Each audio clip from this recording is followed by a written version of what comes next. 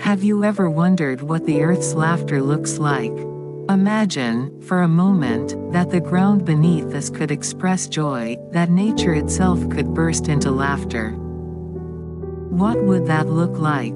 Well, the Persian poet Ralph Waldo Emerson gave us the answer when he wrote, "The earth laughs in flowers." This beautiful phrase paints a vivid picture of how nature celebrates life. Every petal, every bloom, every garden bursting into color is the earth's way of showing happiness. But have we ever stopped to truly listen to this laughter?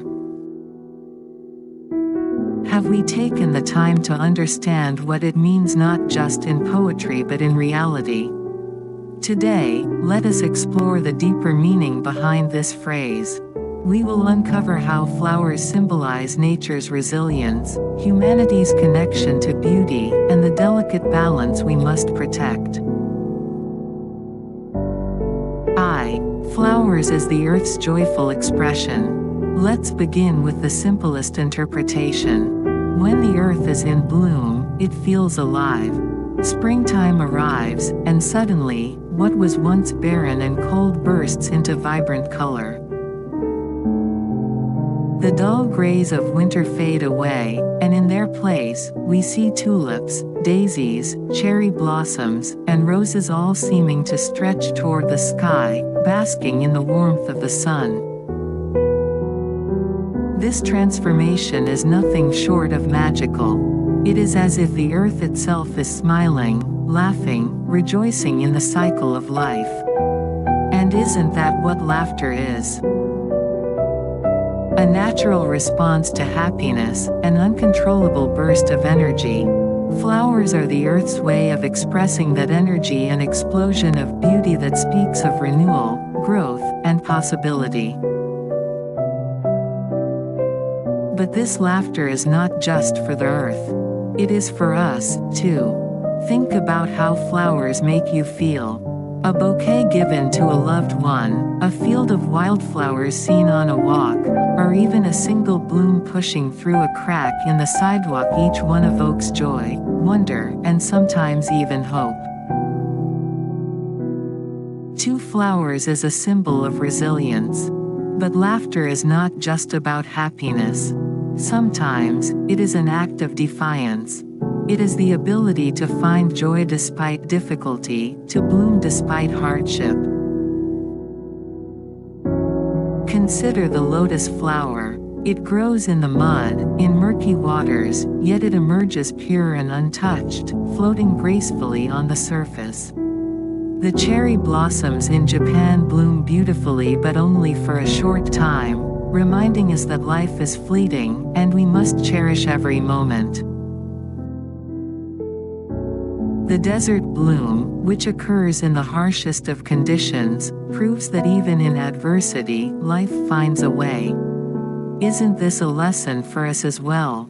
In a world full of challenges, personal struggles, environmental crises, global conflicts, flowers remind us that resilience is possible.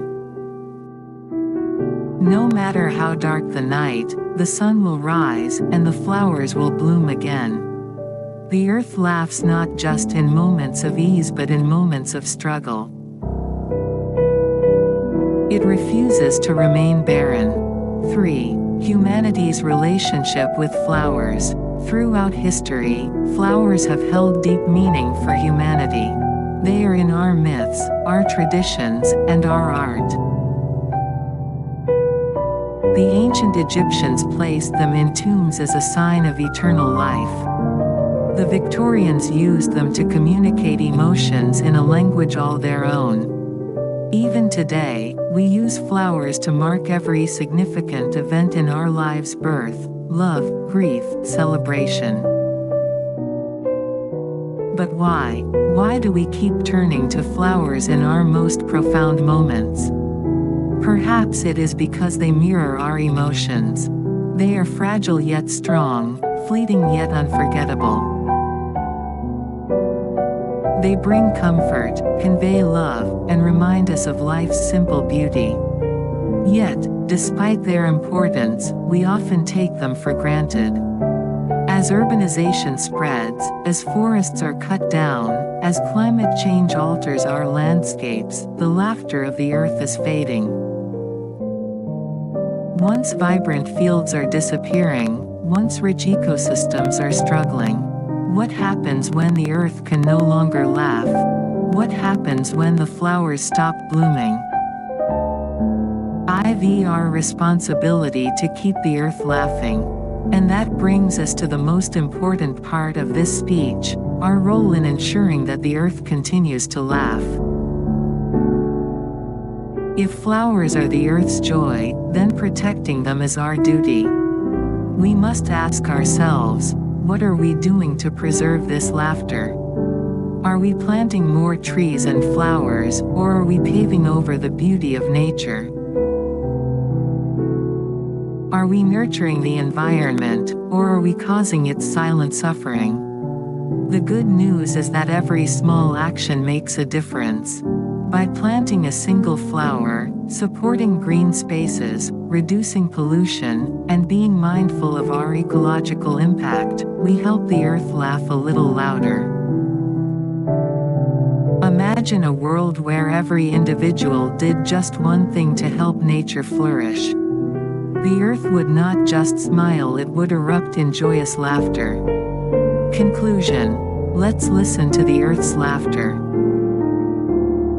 So I ask you again, have you ever wondered what the earth's laughter looks like? Now you know it is in the wildflower growing along the roadside, in the sunflower turning its face to the sun, in the cherry blossoms that paint the sky pink in spring.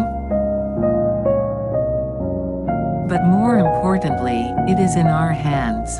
The laughter of the earth is a gift, one we must cherish and protect.